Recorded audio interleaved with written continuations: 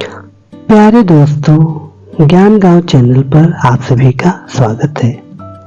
आइए निबंध की श्रृंखला में आपको एक नए निबंध के साथ आपसे पुनः जुड़ते हैं। आज का निबंध जो लिखा है रामधारी सिंह दिनकर जी ने। इस निबंध का नाम है ईर्ष्या तू न गई मेरे मन से। तो सुनते हैं यह निबंध। वाचन प्रेम। ईर्ष्या तू न गई मेरे मन से।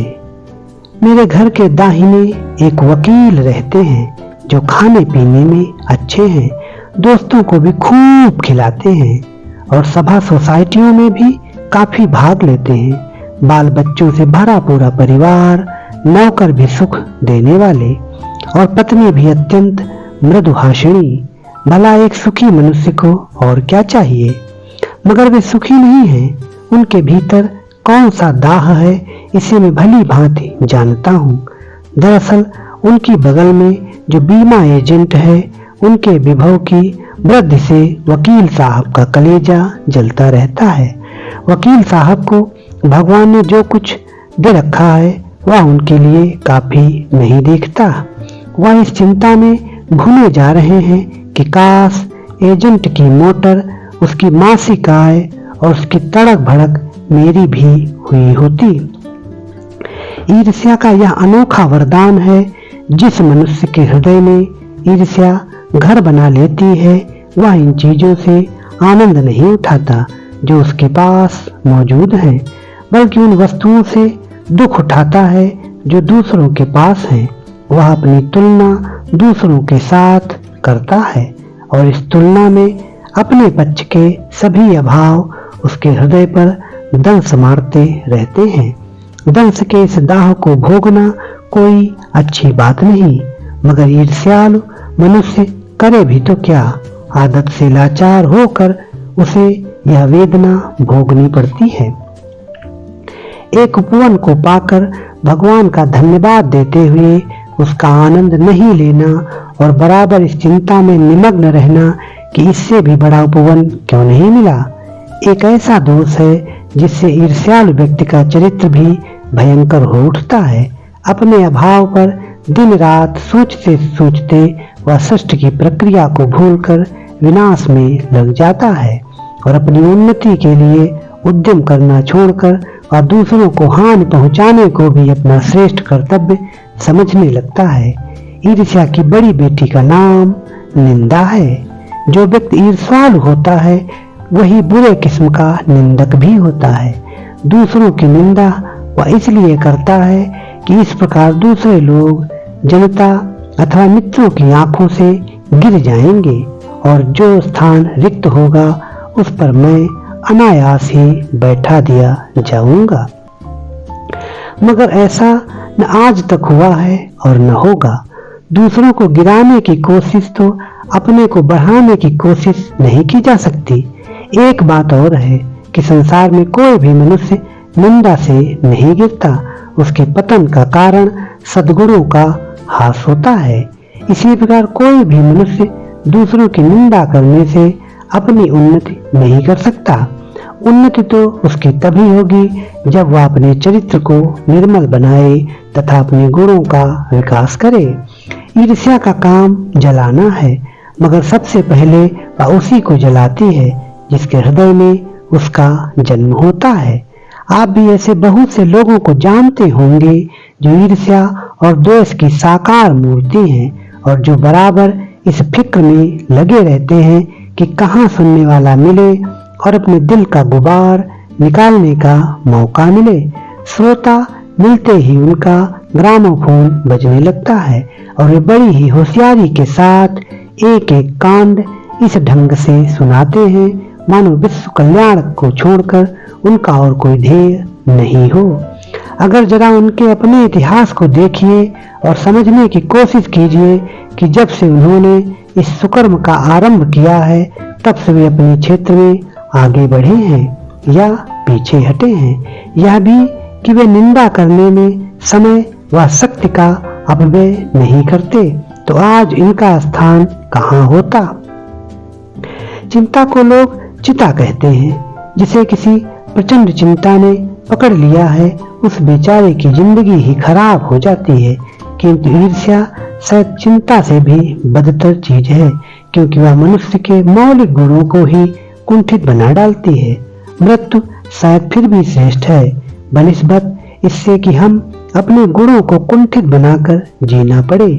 चिंता दग्ध व्यक्ति समाज की दया का पात्र है, किंतु ईर्ष्या से जला भुना आदमी जहर की एक चलती फिरती गठरी के समान है, जो हर जगह वायु को दूषित करती फिरती है।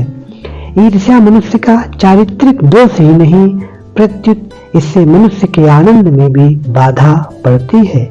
जब भी मनुष्य के हृदय में ईर्ष्या का उदय होता है, सामने का सुख उसे मध्यम सा दिखने लगता है।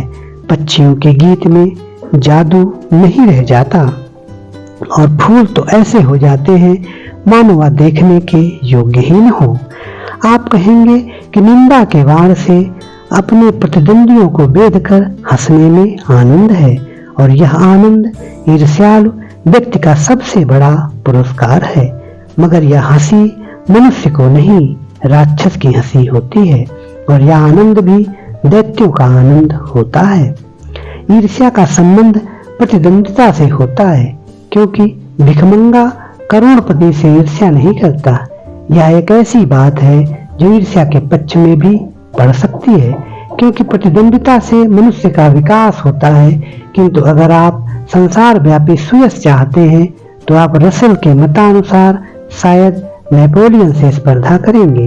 मगर याद रखिए कि नेपोलियन भी सीजर से स्पर्धा करता था, और सीजर सिकंदर से, तथा सिकंदर हरकुलिस से। ईर्ष्या का एक पक्ष सचमुच ही लाभदायक हो सकता है, जिसके अधीन हर आदमी, हर जाति और हर दल अपने को प्रतिद्वंदी का समकक्ष बनाना चाहता है। किंतु यह तभी संभव है जबकि ईर्ष्या से जो प्रेरणा आती है वह रचनात्मक हो। अक्सर तो ऐसा ही होता है कि ईर्ष्यालु व्यक्ति यह महसूस करता है कि कोई चीज है जो उसके भीतर नहीं है, कोई वस्तु है जो दूसरों के पास है, किंतु वह यह नहीं समझ पाता कि इस वस्तु को प्राप्त कैसे करना चाहिए, और गुस्से में आकर वह अपने किसी पड़ोसी मित्र या समकालीन व्यक्ति को अपने से श्रेष्ठ मानकर उससे जलने लगता है। जबकि ये लोग भी अपने आप से शायद वैसे ही असंतुष्ट हों। आपने यही देखा होगा कि शरीफ लोग यह सोचते हुए अपना सिर खुजलाया करते हैं कि फला आदमी मुझसे क्यों जलता है, मैंने तो उसका कुछ नहीं बिगाड़ा, और अमुक व्यक्ति इस कदर मेरी निंदा में क्यों लगा हुआ है। सच तो यह है कि मैंने सबसे अधिक भलाई उसकी ही की है। यह सोचते हैं मैं तो पाक साफ हूँ, मुझ में किसी भी व्यक्ति के लिए दुर्भावना नहीं है, बल्कि अपने दुश्मनों की भी मैं भलाई ही सोचा करता हूँ। फिर ये लोग मेरे पीछे क्यों पड़े हुए हैं? मुझ में कौन सा वह ऐब है जिसे दूर करके मैं उन दोस्तों को चुप कर सकता हूँ। ईश्वरचंद विद्यासागर जब इस तजुर्बे से होकर गुजरे तब उन्होंने एक सूत्र कहा, तुम्हारी निंदा वही करेगा जिसकी तुमने भलाई की है। और नित से जब इस कूचे से होकर निकला तब उसने जोरों का एक ठहाका लगाया और कहा कि यार ये तो बाजार की मक्खियां हैं जो अकारण हमारे चारों ओर भिनभिनाया करती हैं। ये सामने प्रशंसा और पीठ पीछे निंदा किया करते हैं। हम इनके दिमाग में बैठे हुए हैं। ये मक्खियां हमें भूल नहीं सकती, और चूंकि ये हमारे बारे में बहुत सोचा करती हैं, इसलिए ये हमसे डरती हैं और हम पर शंका भी करती हैं। ये मक्खियां हमें सजा देती हैं हमारे गुणों के लिए। ये ऐब को तो माफ कर देंगी, क्योंकि बड़ों के ऐब को माफ करने में भी शान है, जिस शान का स्वाद लेने के लिए ये मक्खियां तरस रही हैं। जिनका चरित्र उन्नत है, जिनका हृदय निर्मल और विशाल है, वे कहते हैं इन बेचारों की बातों से क्या चढ़ना, ये तो खुद ही छोटे हैं। मगर जिनका दिल छोटा और दृष्टि संकीर्ण है, वे मानते हैं कि जितनी भी बड़ी हस्तियां हैं उनकी निंदा ही ठीक है। और जब हम प्रीति, उदारता और भरमन साहत का बर्ताव करते हैं तब भी वे यही समझते हैं कि हम उनसे घृणा कर रहे हैं और हम चाहें उनका जितना उपकार करें बदले में हमें अपकार ही मिलेगा। दरअसल हम जो उनकी निंदा का जवाब न देकर चुप्पी साधे रहते हैं उसे भी वे हमारा अहंकार समझते हैं। खुशी तो उन्हें तभी हो सकती है जब हम उनके धरातल पर उतरकर उनके छोटेपन के भागीदार बन जाएं। सारे अनुभवों को निचोड़कर नीत्शे ने एक दूसरा सूत्र कहा, आदमी में जो गुण महान समझे जाते हैं उन्हीं के चलते लोग उससे जलते भी हैं। तो ईर्ष्यालु लोगों से बचने का क्या उपाय है? नीत्शे कहता है कि बाजार की मक्खियों को छोड़कर एकांत की ओर भागो। जो कुछ भी अमर तथा महान है उसकी रचना और निर्माण बाजार तथा सुयश से दूर रहकर किया जाता है। जो लोग नए मूल्यों का निर्माण करने वाले हैं वे बाजारों में नहीं बसते, वे शोहरत के पास भी नहीं रहते। जहाँ बाजार की मक्खियां नहीं भिनकती वहाँ एकांत है। यह तो हुआ ईर्ष्यालु लोगों से बचने का उपाय, किंतु ईर्ष्या से आदमी कैसे बच सकता है? ईर्ष्या से बचने का उपाय मानसिक अनुशासन है। जो व्यक्ति ईर्ष्यालु स्वभाव का है उसे फालतू बातों के बारे में सोचने की आदत छोड़ देनी चाहिए। उसे यह भी पता लगाना चाहिए कि जिस भाव के कारण वह ईर्ष्यालु बन गया है उसकी पूर्ति का रचनात्मक तरीका क्या है। जिस दिन उसके भीतर यह जिज्ञासा आएगी उसी दिन से वह ईर्ष्या करना कम कर देगा। तो दोस्तों, ये था निबंध ईर्ष्या तू न गई मेरे मन से।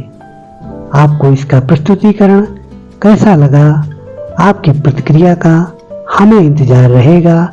चैनल से जुड़े रहने के लिए आप सभी को बहुत बहुत धन्यवाद।